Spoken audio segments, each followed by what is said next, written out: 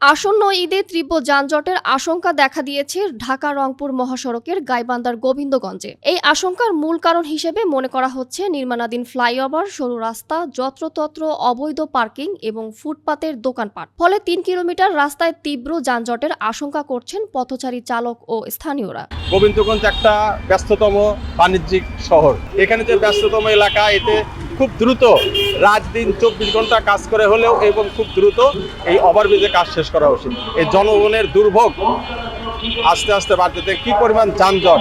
একটা গোবিন্দগঞ্জ দক্ষিণ থেকে উত্তরে আসতে প্রায় ১ ঘন্টা টাইম লাগে যায় এমন অবস্থা। সরকার কাজটা করে কাজটা করে আমাদের একটু সুবিধা হয়। যানজটে খাটা লাগে আমাদেরকে, অনেক সময় লাগে আমাদের। গোবিন্দগঞ্জের পান্তাপাড়া থেকে মহিলা কলেজ পর্যন্ত প্রায় ৩ কিলোমিটার এলাকা জুড়ে বছরখানেক আগে ফ্লাইওভার ও সড়ক নির্মাণ কাজ শুরু হয়। ঈদকে সামনে রেখে উত্তরাঞ্চলের ৮ জেলার বিপুল সংখ্যক যানবাহনের চাপ পড়বে এই সড়কে। ফলে পরিস্থিতি আরও জটিল হতে পারে বলে মনে করছেন স্থানীয়রা।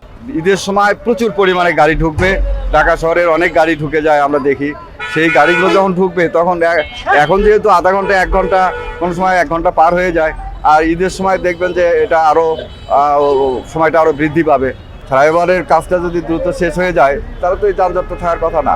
গোবিন্দগঞ্জে ফ্লাইওভারটা দ্রুত বাস্তবায়ন না হওয়ার কারণে অনেক যানজটের মুখে পড়তেছি আমরা। যেহেতু সামনেও ঈদ, সে উপলক্ষে রাস্তাঘাটে আরও অনেক গাড়ি নামছে এবং ট্রান্সপোর্ট আরও থাকবে, বিধায় আরও যানজটের সমস্যার সম্মুখীন হবো। এখনই আপনারা হাতে ডান পাশে বাম পাশে তাকিয়ে থাকেন, এখনই যানজট আপনি লাগিয়ে আছে। যানজটটা নিরসন হওয়ার জন্য ফ্লাইওভারটা অতি দ্রুত করা দরকার।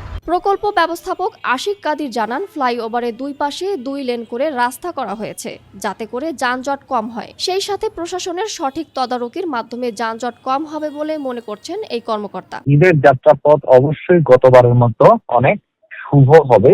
কেন? কারণ আগে আমাদের এই রাস্তাটা ছিল মাত্র 2 লেনের একটা রাস্তা। এখন আমার 2 পাশে 2-4 লেন করে আমার মাঝখানে ফ্লাইওভারের কাজ করা হচ্ছে। ম্যানেজমেন্টটা ওকে থাকলে এইবার মানুষজন নির্বিঘ্নে নিরাপদে কম সময়ের মধ্যে যে যার গন্তব্যস্থলে পৌঁছতে পারবে।